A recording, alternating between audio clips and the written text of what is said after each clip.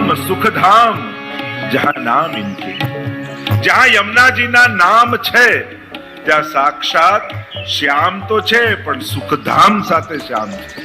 અને પ્રભુનું સુખધામ શું છે કે પ્રભુનું નિત્ય લીલા પરિકર, એ જ પ્રભુનું સુખધામ છે.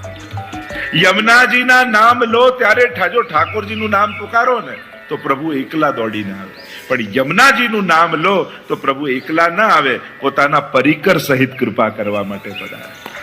એટલે કે ગિરિરાજજી પધારે, વ્રજભક્તો પધારે, યમુનાજી પોતે તો બિરાજતા જ હોય, પણ ઠાકોરજી સ્વામીજી લીલા પરિકર સહિત પ્રગટ નયનન લીલા દિખાવે. 41 પદમાં કહ્યું ને કે આજ નેત્રોથી પ્રગટ લીલાના દર્શન થાય. અને પુષ્ટિ માર્ગની આ જ ફિલોસોફી છે. અહીંયા મર્યા પછી કોઈ ભગવતધામ ગોલોકધામમાં જશો એવા વાયદા નથી. અહીંયા તો એમ કહે કે આ જ દેહથી મારે ભગવત દર્શન કરવા છે, મારે લીલા પરિકરના દર્શન કરવા છે. ભક્તોનો તો આગ્રહ આવો રહ્યો છે. અને યમુનાજીની જે અષ્ટસિદ્ધિઓ બતાવી છે આચાર્યો યમુનાષ્ટકમાં વ્યાખ્યામાં, એમાં 4 સંયોગાત્મક, 4 વિપ્રયોગાત્મક અને સિદ્ધિ બતાવતા આચાર્યોએ કહ્યું કે આ જ નેત્રોથી પ્રગટ લીલાના દર્શન થાય. એ યમુનાજીની સિદ્ધિ છે. તનુ નવત્વની પ્રાપ્તિ થાય, લીલા રસનો અનુભવ થાય. આ બધી સિદ્ધિઓ યમુનાજીની માનવામાં આવી છે. અને પુષ્ટિ ભક્તિની આ જ સિદ્ધિઓ છે. પુષ્ટિ ભક્તિ માર્ગમાં તમને કોઈ એવું સામર્થ્ય નથી આપવામાં આવતું કે જેથી તમે કોઈ ને કોઈ પ્રકારથી સંસાર આસક્ત થાવ. એવું ભગવાન તમને કોઈ આપવામાં રસ ધરાવતા નથી. કદાચ વસ્તુ પદાર્થ પણ આપે તો શું કે પુષ્ટિ માર્ગમાં તમને ક્યારે ધન, સુખ, ઘર, વૈભવ નહીં મળે? ના, મળશે. ફરક શું છે કે ફરક એ છે બીજા કોઈ આપશે ઘર તો એ ઘરની જંજાળમાં ફસાઈ જશો, પણ મહાપ્રભુજી આશીર્વાદ આપીને ઘર આપશે ને તો એવું આપશે કે જેમાં ઠાકોરજી પધરાવીને સેવા કરવા લાગશે. બસ આટલો ફરક છે. બીજાની કૃપાથી કદાચ સંસાર મળ્યો તો એ સંસારમાં બાંધનારું હશે. મહાપ્રભુજીની કૃપાથી સંબંધીઓ મળશે ને એ તો એ સેવામાં સહાયક મળશે. બસ ફરક એ છે અહીંયા આપવામાં આવતો સંસાર પણ પ્રભુને સાધનારો મળશે. જેનાથી તમારી ભક્તિ સિદ્ધ થશે એવા સાધનો તમને આચાર્યો આપશે. તો શ્યામ સુખધામ જહાં નામ ઇનકે, જ્યાં યમુનાજીનું નામ છે ત્યાં સાક્ષાત ઠાકોરજી લીલા પરિકર સહિત ભક્તને ત્યાં પધારે છે. અહીંયા તમને વૈકુંઠ નથી લઈ જવાતા, અહીંયા તમને વ્રજમાં નથી લઈ જવાતા, અહીંયા તમે જ્યાં છો ત્યાં વ્રજ ઊભું કરાય છે. તમારા ઘરે ઠાકોરજી પધરાવવામાં આવે, તમારા વૈષ્ણવ વ્રજભક્તો છે એટલે તમારે ત્યાં ગોપી, ગ્વાલ આ બધા ઠાકોરજીની સેવામાં વ્રજભક્તો, તમારા ઘરે વ્રજભક્તો બિરાજે છે. તમારું ઘર જુઓ, તમારા ઘરે જો સેવા હોય તો યમુનાજી છે કે નહીં? જારીજી ભરો છો કે નહીં? તમારે ત્યાં યશોદાજી છે કે નહીં? તમારે ત્યાં સિંહાસન છે ને બિરાજવાનું ઠાકોરજી, એ યશોદાજીની ગોદ તો છે. તમારે ત્યાં સજાવટના જુદા જુદા ખીલોના છે કે નહીં? છે. તમારે ત્યાં ગાય છે કે નહીં? એ ગિરિરાજજીનું સ્વરૂપ છે. એમ જોવા જાઓ તો આખું લીલા પરિકર સહિત તમારા ઘરે ઠાકોરજી બિરાજે છે, કારણ તમે યમુનાષ્ટકના ખૂબ પાઠ કર્યા છે. અને યમુનાજીની કૃપાથી ખાલી શ્યામ નથી પધાર્યા, શ્યામ સુખધામ જહાં નામ ઇનકે. એટલે જ કોઈ બીજા પાઠ કરતું હોય ન કરતું હોય કદાચ વૈષ્ણવ, પણ યમુનાષ્ટક તો જરૂર કરતા. અને યમુનાજીમાં વિશેષ પ્રીતિ વૈષ્ણવને હોય છે. એ લોટીજી રૂપે બિરાજતા હોય, એ ચિત્રજી રૂપે બિરાજતા હોય, એ રજ રૂપે બિરાજતા હોય કે એમના નામ રૂપે બિરાજતા હોય. જો પ્રભુ એમના નામ રૂપે પણ બિરાજે છે એટલે નામને પણ સાધારણ નહીં કરવું. શ્યામ સુખધામ જહાં નામ ઇનકે. યમુનાજી પોતે હોય તો જુદી વાત છે, પણ જે ઘરમાં યા જે વ્યક્તિના મુખે યમુનાજીનું નામ છે ને એને ઠાકોરજી અને વ્રજભક્તો શોધતા શોધતા એની પાસે આવે છે. એ નિશ્ચિત વાત છે. આ ભગવદીઓ અને આચાર્યોની વાણી ક્યારે પણ મિથ્યા નથી હોતી અને એમાં ક્યારે પણ અતિશયોક્તિ નથી હોતી. જો કવિની કલ્પનામાં અતિશયોક્તિ હોય, એને જે પણ વર્ણન કરવું હોય ને એ થોડું વધારે એમાં મિર્ચ મસાલો નાખીને કરે જેથી એ રસનો અનુભવ વ્યક્તિને થાય. એટલે જ ઇતિહાસ જ્યારે લખાય છે ત્યારે એને બહુ જ હિસ્ટ્રીને બહુ ઓથેન્ટિક કેમ નથી માનતા? કારણ કે હંમેશા જે લોકો જીતે છે એ લોકો ઇતિહાસ લખતા હોય છે. હારેલા લોકો ઇતિહાસ નથી લખતા. અને જ્યારે જીતેલા લોકો ઇતિહાસ લખે ત્યારે આખો ઇતિહાસ પોતાના દ્રષ્ટિકોણથી લખાતો હોય છે. ભારતમાં ઘણીવાર હિસ્ટ્રી લખાઈ તો મોટા ભાગના અંગ્રેજોએ લખી. ભારતીયના મુખે જ્યારે ભારતનો ઇતિહાસ જુઓ તો તમને કંઈક જુદો લાગશે. અને પ્રજાની વચ્ચે તો એ રહે છે. તો જ્યારે ઇતિહાસની 3-4 ખામીઓ બતાવવામાં કે જ્યારે હિસ્ટ્રી લખાતી હોય એમાં કઈ કઈ ભૂલો રહી, ઘણીવાર એમાં અતિશયોક્તિથી વર્ણન થતું હોય છે જેથી પોતાનો યશ પ્રસ્થાપિત થાય. તો એમાં નથી જતા, પણ ભગવદીઓની વાણીમાં અનુભવ હોય છે, કલ્પનાઓ નથી હોતી. કલ્પનાઓમાં અતિશયોક્તિ હોઈ શકે, અનુભવમાં ક્યારે અતિશયોક્તિ ન હોય. એટલા માટે અહીંયા જયારે હરિરાય મહાપ્રભુજી પોતે કહેતા હોય કે શ્યામ સુખધામ જહાં નામ ઇનકે, જ્યાં યમુનાજીના નામ છે ત્યાં સાક્ષાત ઠાકોરજી અને બ્રજમંડળ છે એમ કહ્યું. અને કહ્યું નિષદિના પ્રાણપતિ આય હિયમે બસે. અને જે મુખે નિત્ય યમનાષ્ટક થતા હોય, યમુનાજીના નામ લેવાતા હોય, 41 પદ ગવાતા હોય, એનું ફળ શું? નિષદિના પ્રાણપતિ આય હિયમે બસે. ઠાકોરજી હૃદયમાં આવીને વસી જાય છે અને એનું હૃદય જ સુખધામ ઠાકોરજી બનાવી દે છે. આ વિશેષતા છે. જેમ દયરામભાઈ પણ એમના દોડપદોમાં અને કીર્તનોમાં એમ કહે છે કે જ્યારે શ્રી વલ્લભનું નામ લેવાય છે તો જેમ સારસ પક્ષી હોય ને એ યુગલમાં હોય, હંમેશા જોડે જ હોય, એકલું ના હોય. અને જેમ માદા જ્યાં હોય ત્યાં નર ગોતું ગોતું આવી જાય, એમ જ્યાં યમુનાજી અને મહાપ્રભુજીના નામ લેવાય છે ત્યાં ઠાકોરજી શોધતા શોધતા પહોંચી જ જતા હોય છે. એટલે યમુનાજીનું નામ એટલું મહાત્મ્ય રાખે છે કે પ્રભુને વશ કરનારું છે. આખા દુનિયાને વશ કરનારા ઠાકોરજી, પણ ઠાકોરજીને વશ કરનારા પ્રેમ કે ફંદ તે ગહીજુ રાખે તુમ જા પઠાવત તહાં બધાવત. યમુનાજીએ પ્રેમના ફંદથી બાંધીને રાખ્યા છે. 2 માં છે પુષ્ટિ માર્ગમાં, એક ભક્તોની માં અને બીજી ભગવાનની માં. ભક્તોની માં શ્રી યમુનાજી, પ્રભુની માં યશોદાજી. બંનેમાં ફરક શું છે? ભગવાનની માએ ભગવાનને બાંધવાનો બહુ પ્રયાસ કર્યો, પણ 2 આંગળ નાનું જ પડ્યું દોરડું, બંધાયા નહીં પ્રભુ. સ્વેચ્છાએ બંધાયા જુદી વાત છે, પણ યશોદાજી બાંધી નથી શક્યા. પણ અમારી ભક્તોની માએ તો ઠાકોરજીને બાંધી રાખ્યા છે. શેનાથી? પ્રેમ કે ફંદ તે ગહીજુ રાખે તુમ જા પઠાવત તહાં બધાવત. હવે તમે જ્યાં બતાવો ત્યાં ઠાકોરજી દોડીને પધારે છે. અને એટલા માટે જ્યારે યમુનાજી જે જીવ પર પ્રસન્ન થાય તો प्राणपति आए हियमे, निषदिना प्राणपति आए हियमे बसे, और जोई गावे सुजस भाग्य तिनके. અને જે યમુનાજીના યશોગાન કરી શકે છે, આ જે લોકો કાલે લોટી ઉત્સવના થયા મનોરથી, આજે ચુંદડી મનોરથના થયા, જે લોકો આ શ્રવણ યમુનાજીના સુયશ ગાઈ રહ્યા છે ને, ભાગ્ય તિનકે, જેના સૌભાગ્ય, જો યમુનાજીના યશ ગાવાથી સૌભાગ્ય મળે એ તો અડધી વાત છે, પણ જેનું સૌભાગ્ય હોય ને એ યમુનાજીના યશ ગાઈ શકે. સાચી વાત તો આ છે. આ બધું કરીને કૃપા નથી મળવાની, કૃપા થઈ તો આ બધું કરી શકશો. હું તો હંમેશા કૃપાને કારણ માનું. કોઈ કે ગ્રંથ વાંચવાથી, કોઈ કે યાત્રા કરવાથી, કોઈ કે પાઠ કરવાથી, કોઈ કે સેવા કર, આનાથી કૃપા થાય. અરે ના, કૃપા થાય એ જ સેવા કરી શકે, એ જ પાઠ બોલી શકે, એ જ યાત્રાએ જઈ શકે. કૃપા તો કારણમાં છે, પાયામાં છે. આપણે બધા જ આજે યમુનાજીના કૃપા પાત્ર થયા છીએ કે સાથે મળીને સુયશ ગાઈ રહ્યા છે.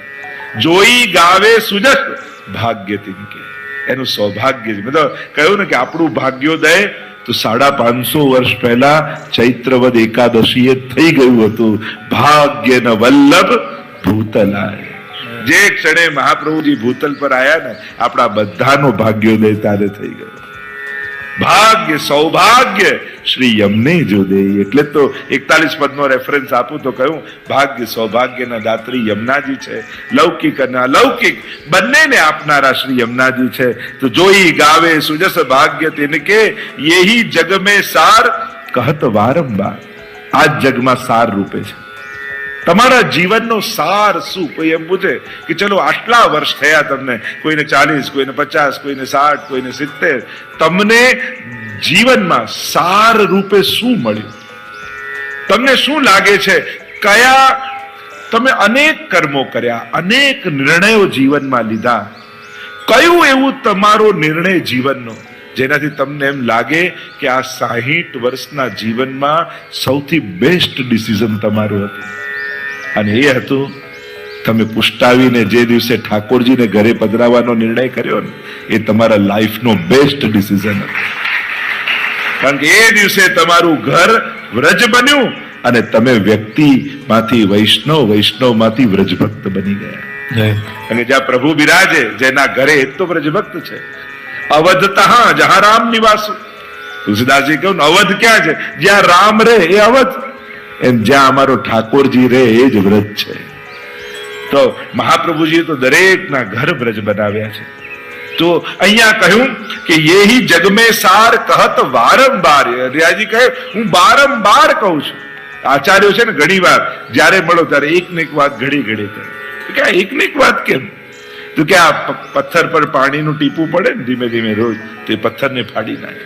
એમ ઘણી વાર ઘણાના મુખેથી કહેવાયેલા વચનો એ કેવલ કાન સુધી નથી રહેતા, એ હૃદયની ભૂમિ ઉપર વવાઈ જાય છે. ગુરુ બોલીને વિચારોને વાવે છે. એ તમારા કાનનું રંજન નથી કરતો, એ કેવલ કાનને સુખ મળે એવી વાત નથી કરતો, પણ તમારું હૃદય પરિવર્તન થઈ જાય એવી વાત કરે છે. એટલે જ કેમ કે આ કથા સત્સંગ શું છે? એ બીજ વાવવા જેવું છે. ખેડૂત જેમ બીજ વેરે, જ્યાં ફળદ્રુપ ભૂમિ હશે ત્યાં વવાઈ જશે, આત્મસાત થઈ જશે અને ત્યાં ફણગાઓ ફૂટવા લાગશે. એટલે જ વચનોને બીજ રૂપે માનવા, વચનોનો આદર આપણે ત્યાં કહ્યું છે.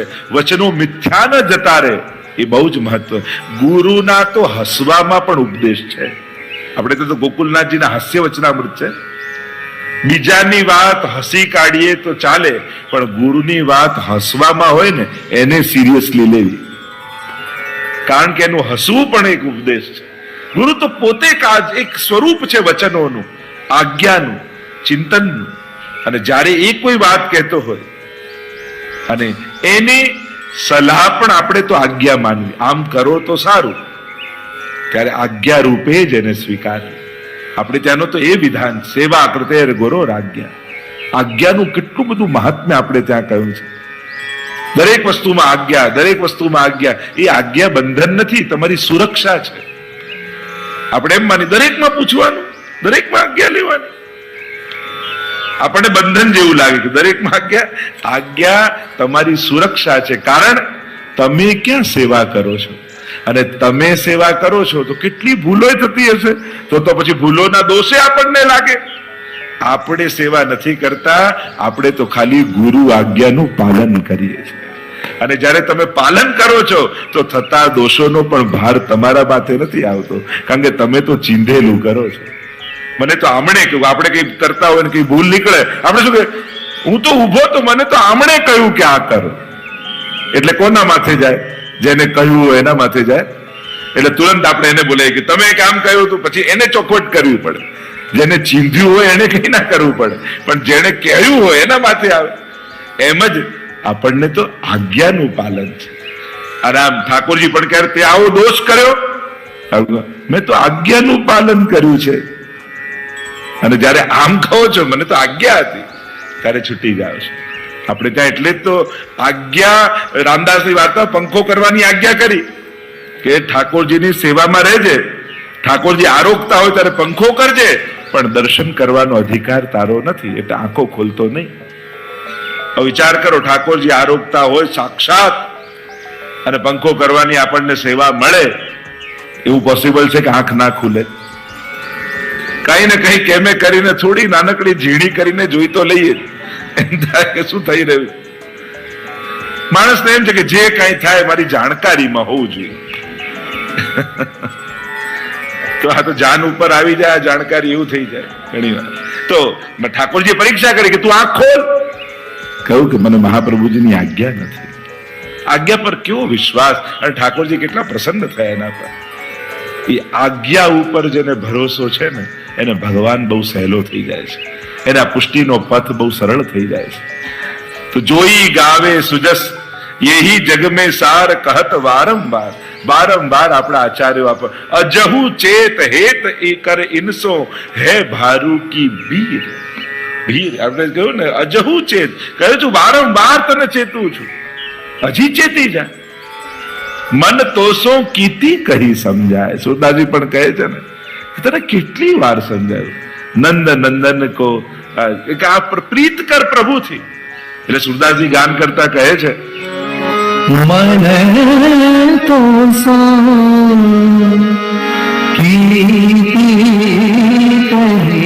एक बार बे बार त्रण बार कितने बार नंद नंदन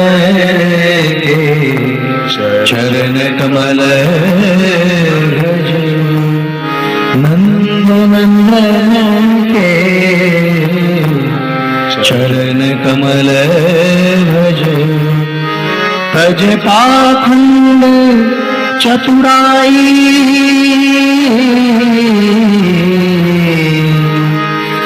मन तो सो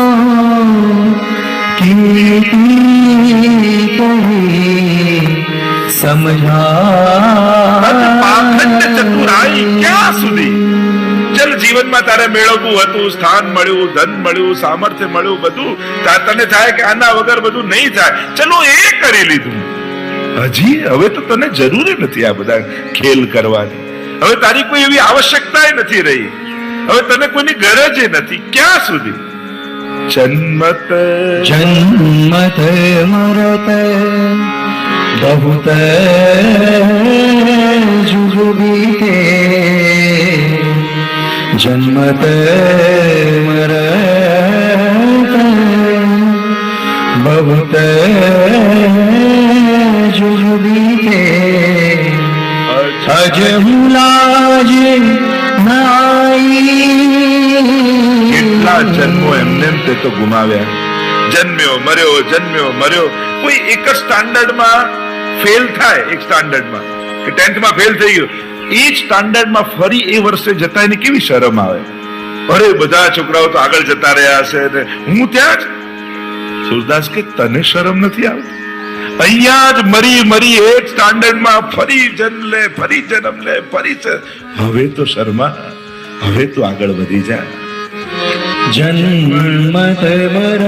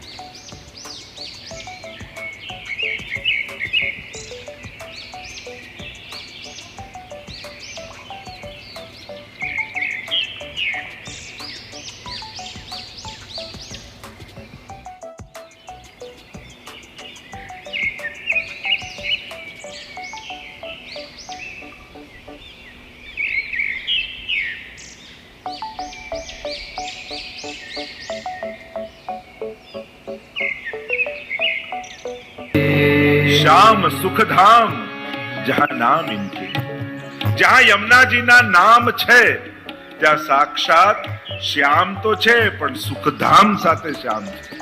અને પ્રભુનું સુખધામ શું છે કે પ્રભુનું નિત્ય લીલા પરિકર, એ જ પ્રભુનું સુખધામ છે.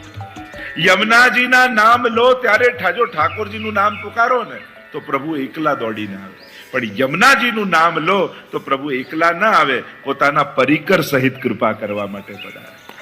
એટલે કે ગિરિરાજજી પધારે, વ્રજભક્તો પધારે, યમુનાજી પોતે તો બિરાજતા જ હોય, પણ ઠાકોરજી સ્વામીજી લીલા પરિકર સહિત પ્રગટ નયનન લીલા દિખાવે. 41 પદમાં કહ્યું ને કે આજ નેત્રોથી પ્રગટ લીલાના દર્શન થાય. અને પુષ્ટિ માર્ગની આ જ ફિલોસોફી છે. અહીંયા મર્યા પછી કોઈ ભગવતધામ ગોલોકધામમાં જશો એવા વાયદા નથી. અહીંયા તો એમ કહે કે આ જ દેહથી મારે ભગવત દર્શન કરવા છે, મારે લીલા પરિકરના દર્શન કરવા છે. ભક્તોનો તો આગ્રહ આવો રહ્યો છે. અને યમુનાજીની જે અષ્ટસિદ્ધિઓ બતાવી છે આચાર્યો યમુનાષ્ટકમાં વ્યાખ્યામાં, એમાં 4 સંયોગાત્મક, 4 વિપ્રયોગાત્મક અને સિદ્ધિ બતાવતા આચાર્યોએ કહ્યું કે આ જ નેત્રોથી પ્રગટ લીલાના દર્શન થાય. એ યમુનાજીની સિદ્ધિ છે. તનુ નવત્વની પ્રાપ્તિ થાય, લીલા રસનો અનુભવ થાય. આ બધી સિદ્ધિઓ યમુનાજીની માનવામાં આવી છે. અને પુષ્ટિ ભક્તિની આ જ સિદ્ધિઓ છે. પુષ્ટિ ભક્તિ માર્ગમાં તમને કોઈ એવું સામર્થ્ય નથી આપવામાં આવતું કે જેથી તમે કોઈ ને કોઈ પ્રકારથી સંસાર આસક્ત થાવ. એવું ભગવાન તમને કોઈ આપવામાં રસ ધરાવતા નથી.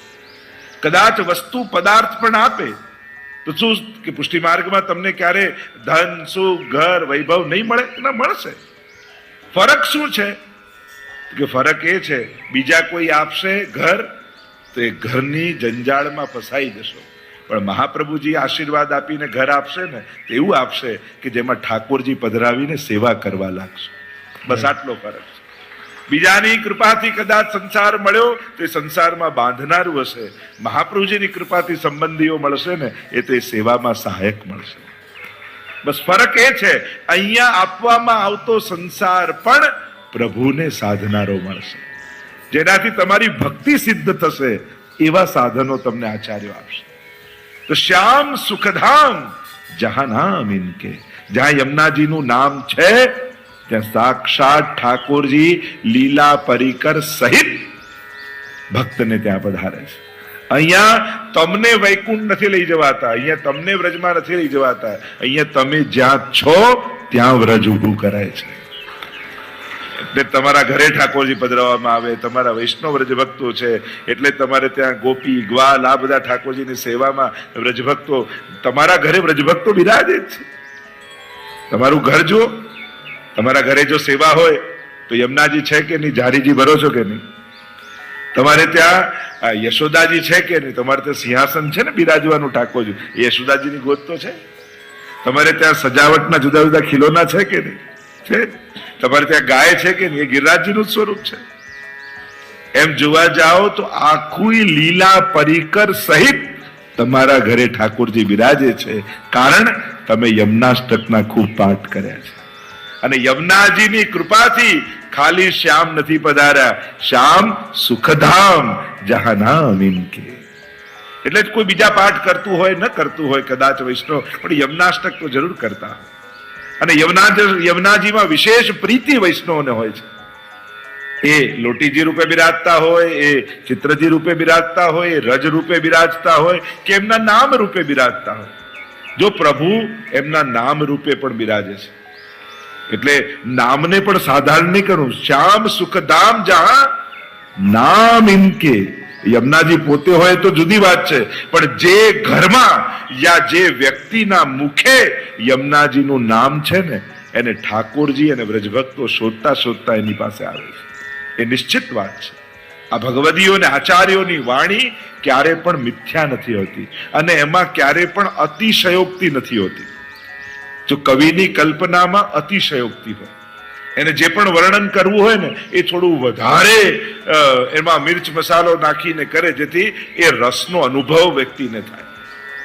એટલે જ ઇતિહાસ જ્યારે લખાય છે ત્યારે એને બહુ જ હિસ્ટ્રીને બહુ ઓથેન્ટિક કેમ નથી માનતા? કારણ કે હંમેશા જે લોકો જીતે છે એ લોકો ઇતિહાસ લખતા હોય છે. હારેલા લોકો ઇતિહાસ નથી લખતા. અને જ્યારે જીતેલા લોકો ઇતિહાસ લખે ત્યારે આખો ઇતિહાસ પોતાના દૃષ્ટિકોણથી લખાતો હોય છે. ભારતમાં ઘણીવાર હિસ્ટ્રી લખાઈ તો મોટા ભાગના અંગ્રેજોએ લખી. ભારતીયના મુખે જ્યારે ભારતનો ઇતિહાસ જુઓ તો તમને કંઈક જુદો લાગશે.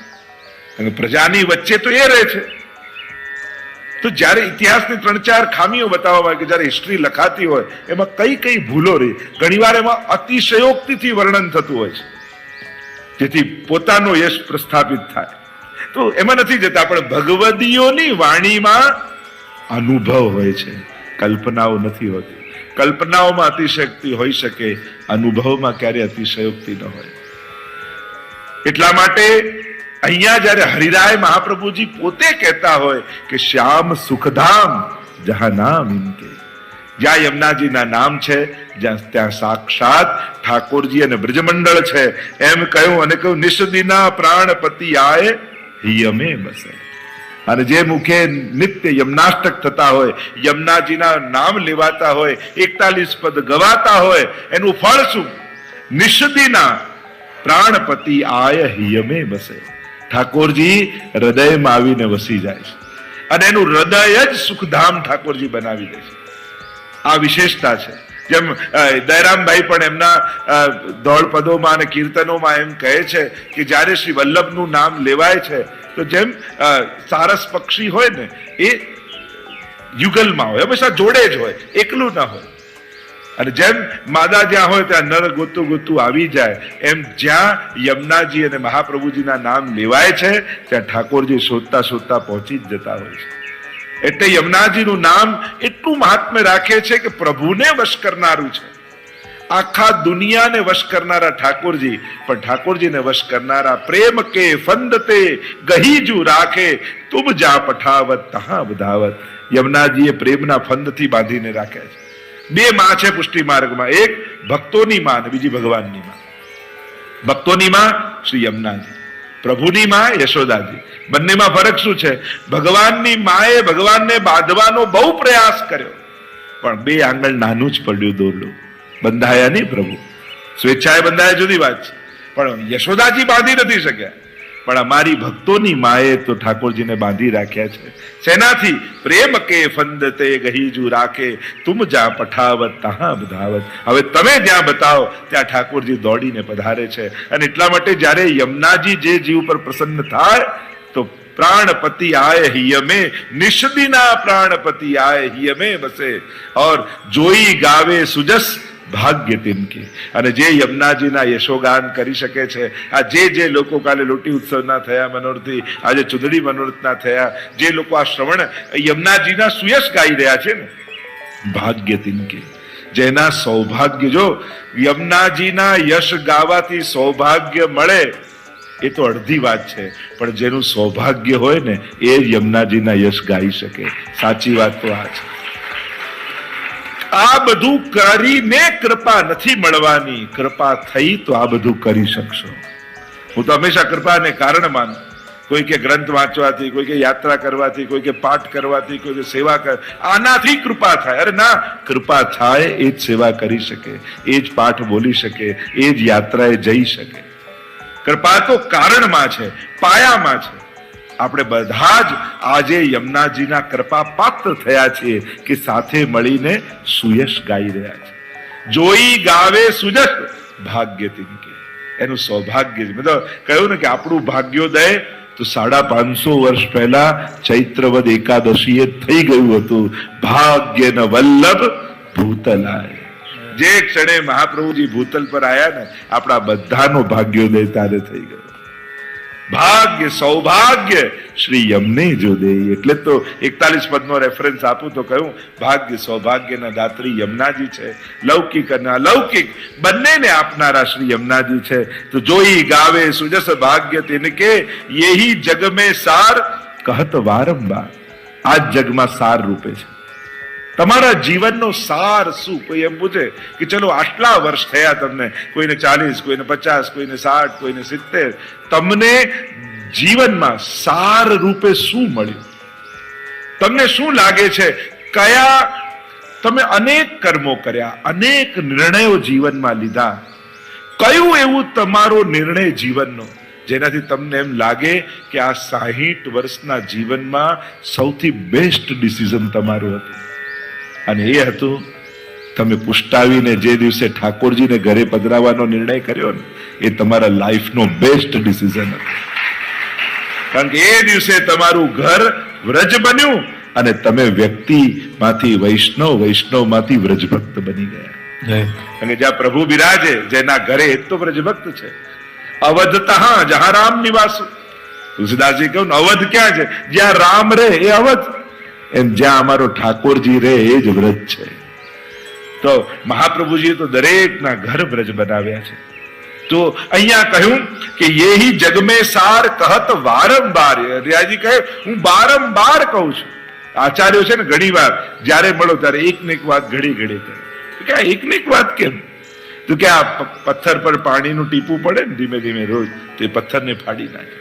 એમ ઘણી વાર ઘણાના મુખેથી કહેવાયેલા વચનો એ કેવલ કાન સુધી નથી રહેતા, એ હૃદયની ભૂમિ ઉપર વવાઈ જાય છે. ગુરુ બોલીને વિચારોને વાવે છે. એ તમારા કાનનું રંજન નથી કરતો, એ કેવલ કાનને સુખ મળે એવી વાત નથી કરતો, પણ તમારું હૃદય પરિવર્તન થઈ જાય એવી વાત કરે છે. એટલે જ કેમ કે આ કથા સત્સંગ શું છે? એ બીજ વાવવા જેવું છે. ખેડૂત જેમ બીજ વેરે, જ્યાં ફળદ્રુપ ભૂમિ હશે ત્યાં વવાઈ જશે, આત્મસાત થઈ જશે અને ત્યાં ફણગાઓ ફૂટવા લાગશે. એટલે જ વચનોને બીજ રૂપે માનવા, વચનોનો આદર આપણે ત્યાં કહ્યું છે. વચનો મિથ્યા ન જતા રહે, એ બહુ જ મહત્વ. ગુરુના તો હસવામાં પણ ઉપદેશ છે. આપણે તો ગોકુલનાથજીના હાસ્ય વચનામૃત છે. બીજાની વાત હસી કાઢીએ તો ચાલે, પણ ગુરુની વાત હસવામાં હોય ને એને સિરિયસલી લેવી, કારણ કે એનું હસવું પણ એક ઉપદેશ છે. ગુરુ તો પોતે એક સ્વરૂપ છે વચનોનું, આજ્ઞાનું, ચિંતનનું. અને જ્યારે એ કોઈ વાત કહેતો હોય અને એની સલાહ પણ આપણે તો આજ્ઞા માનવી, આમ કરો તો સારું, ત્યારે આજ્ઞા રૂપે જ એને સ્વીકારવી. આપણે ત્યાંનો તો એ વિધાન, સેવા કૃતે ગુરો આજ્ઞા. આજ્ઞાનું કેટલું બધું મહાત્મ્ય આપણે ત્યાં કહ્યું છે. દરેક વસ્તુમાં આજ્ઞા, દરેક વસ્તુમાં આજ્ઞા. એ આજ્ઞા બંધન નથી, તમારી સુરક્ષા છે. આપણે એમ માની દરેકમાં પૂછવાનું, દરેકમાં આજ્ઞા લેવાની. આપણને બંધન જેવું લાગે કે દરેકમાં આજ્ઞા. આજ્ઞા તમારી સુરક્ષા છે. કારણ તમે ક્યાં સેવા કરો છો, અને તમે સેવા કરો છો તો કેટલી ભૂલો થતી હશે, તો પછી ભૂલોના દોષે આપણને લાગે. આપણે સેવા નથી કરતા, આપણે તો ખાલી ગુરુ આજ્ઞાનું પાલન કરીએ છીએ. અને જ્યારે તમે પાલન કરો છો તો થતા દોષોનો પણ ભાર તમારા માથે નથી આવતો, કારણ કે તમે તો ચીંધેલું કરો છો. મને તો આમણે કહ્યું, આપણે કઈ કરતા હોય ને કઈ ભૂલ નીકળે, આપણે શું કહે, હું તો ઉભો તો મને તો આમણે કહ્યું કે આ કરો. એટલે કોના માથે જાય? જેને કહ્યું હોય એના માથે જાય. એટલે તુરંત આપણે એને બોલાય કે તમે કામ કહ્યું હતું, પછી એને ચોખવટ કરવી પડે. જેને ચીંધ્યું હોય એને કઈ ના કરવું પડે, પણ જેને કહ્યું હોય એના માથે આવે. એમ જ આપણને તો આજ્ઞાનું પાલન છે. અને આમ ઠાકોરજી પણ કહે તે આવો દોષ કર્યો, મેં તો આજ્ઞાનું પાલન કર્યું છે. અને જયારે આમ કહો છો મને તો આજ્ઞા હતી, ત્યારે છૂટી જાઓ છો. આપણે ત્યાં એટલે જ તો આજ્ઞા, રામદાસની વાર્તા પંખો કરવાની આજ્ઞા કરી કે ઠાકોરજીની સેવામાં રહેજે, ઠાકોરજી આરોગતા હોય ત્યારે પંખો કરજે, પણ દર્શન કરવાનો અધિકાર તારો નથી, એટલે આંખો ખોલતો નહીં. વિચાર કરો, ઠાકોરજી આરોગતા હોય સાક્ષાત અને પંખો કરવાની આપણને સેવા મળે, એવું પોસિબલ છે કે આંખ ના ખુલે? કઈ ને કઈ કેમે કરીને થોડી નાનકડી ઝીણી કરીને જોઈ તો લઈએ, એમ થાય કે શું થઈ રહ્યું. માણસને એમ છે કે જે કઈ થાય મારી જાણકારીમાં હોવું જોઈએ. તો આ તો જાન ઉપર આવી જાય જાણકારી, એવું થઈ જાય ઘણી વાર. તો ઠાકોરજી પરીક્ષા કરી કે તું આંખ ખોલ. કહ્યું કે મને મહાપ્રભુજીની આજ્ઞા નથી. આજ્ઞા પર કેવો વિશ્વાસ, અને ઠાકોરજી કેટલા પ્રસન્ન થયા એના પર. એ આજ્ઞા ઉપર જેને ભરોસો છે ને, એને ભગવાન બહુ સહેલો થઈ જાય છે, એના પુષ્ટિનો પથ બહુ સરળ થઈ જાય છે. તો જોઈ ગાવે સુજસ યેહી જગ મેં સાર કહત વારંવાર.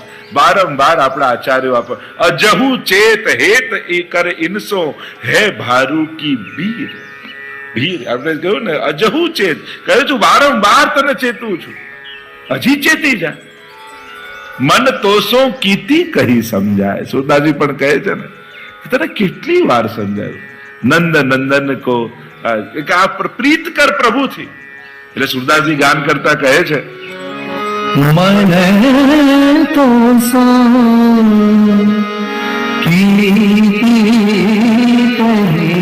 એક વાર, બે વાર, ત્રણ વાર, કેટલી વાર. નંદ નંદન કે ચરણ કમલ ભજ.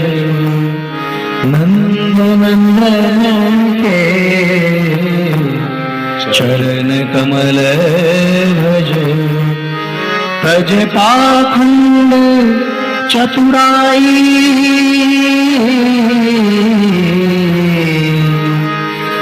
મને તો કીર્તિ